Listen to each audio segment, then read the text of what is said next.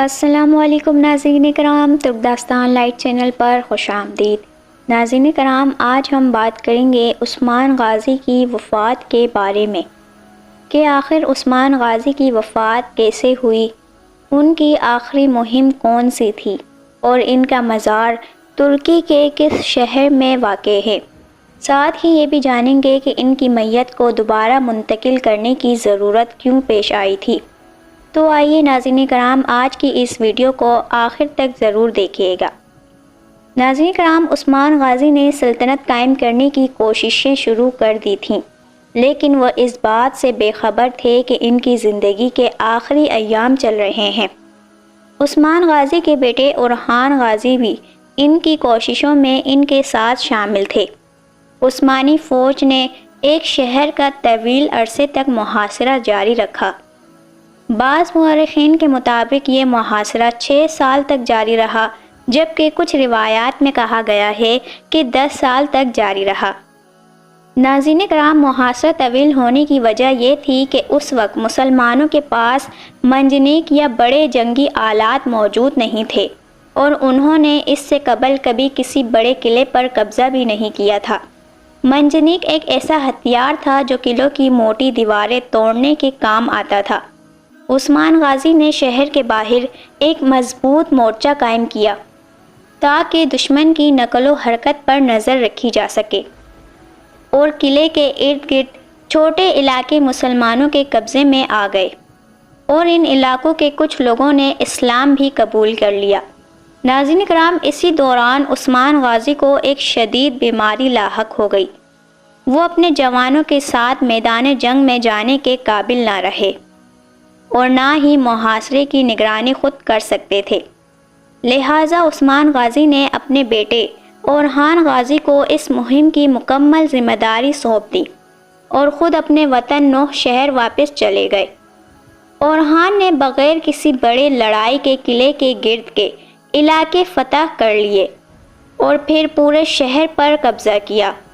اس کے بعد ارد گرد کے اضلاع کو بھی سلطنت عثمانیہ میں شامل کرتے گئے، اور ناظرین کرام، اس شہر کا نام بدل کر اورحانیہ رکھ دیا گیا، جو اس مسلمان سپہ سالار کے نام پر تھا جس نے اسے فتح کیا۔ اور آخر میں ناظرین کرام، بیلجک نامی رومی قلعہ جو سلطنت روم کے کنجی سمجھا جاتا تھا، وہ بھی فتح کر لیا گیا اور اس کا نام بدل کر اورحانیہ رکھ دیا گیا۔ اس کے بعد اورحان نے بورسا کے قلعے کا سخت محاصرہ کیا، اور بالآخر 1326 عیسوی میں مسلمان فوجیں بورسا میں داخل ہو گئیں۔ ناظرین کرام، بورسا کے لوگوں کو عثمان غازی نے امان دی اور ان سے صرف جزیہ وصول کیا گیا۔ شہر کے رہنماؤں نے ہتھیار ڈال دیے اور بہت سے لوگوں نے اسلام قبول کر لیا۔ بعض مورخین کے مطابق عثمان غازی بورسا کی فتح سے پہلے ہی وفات پا گئے تھے، جبکہ بعض کے نزدیک وہ فتح کے کچھ عرصے بعد تک زندہ رہے۔ جب اورحان فتوحات کے بعد واپس لوٹے تو انہیں اطلاع ملی کہ عثمان غازی سخت بیمار ہیں۔ وہ فوراً ان کے پاس پہنچے، مگر عثمان غازی نے اپنے بیٹے کو دیکھا اور اللہ کا شکر ادا کیا، اور خوشی کے آنسو کے ساتھ دنیا فانی سے رخصت ہو گئے۔ ناظرین کرام، عثمان غازی نے اپنی آخری لمحات میں اورحان کو اپنا جانشین مقرر کیا تھا۔ ترک ڈرامہ کرولوش عثمان میں اورحان کو عثمان غازی کا پہلا بیٹا دکھایا گیا ہے، مگر بعض تاریخی حوالوں کے مطابق وہ پہلا بیٹا نہیں تھا۔ دوسری طرف ناظرین کرام، کہا جاتا ہے کہ عثمان غازی کئی سالوں سے گٹھیا کے مرض میں مبتلا تھے، اور یہی بیماری ان کی وفات کا سبب بنی۔ ان کی وفات کی صحیح تاریخ مورخین کے درمیان اختلافی ہے۔ عثمان غازی کی وفات کے بعد اورحان نے ان کی میت کو نئے دارالحکومت بورسا منتقل کرنے کا حکم دیا۔ یہ کام عثمان غازی کی اپنی وصیت کے مطابق کیا گیا تھا۔ انہوں نے وصیت کی تھی، جب میں اس دنیا سے رخصت ہو جاؤں گا تو مجھے بورسا میں چاندی کے گنبد کے نیچے دفن کرنا۔ ناظرین کرام، عثمان غازی کا موجودہ مزار بھی سلطان عبدالعزیز کے دور حکومت میں تعمیر ہوا۔ پہلا مزار سن 1855 میں آنے والے شدید زلزلے میں مکمل طور پر تباہ ہو گیا تھا۔ اس کے بعد سلطان عبدالعزیز نے اسے دوبارہ تعمیر کروایا تھا۔ ناظرین کرام، آج بورسا ترکی کا چوتھا بڑا شہر ہے۔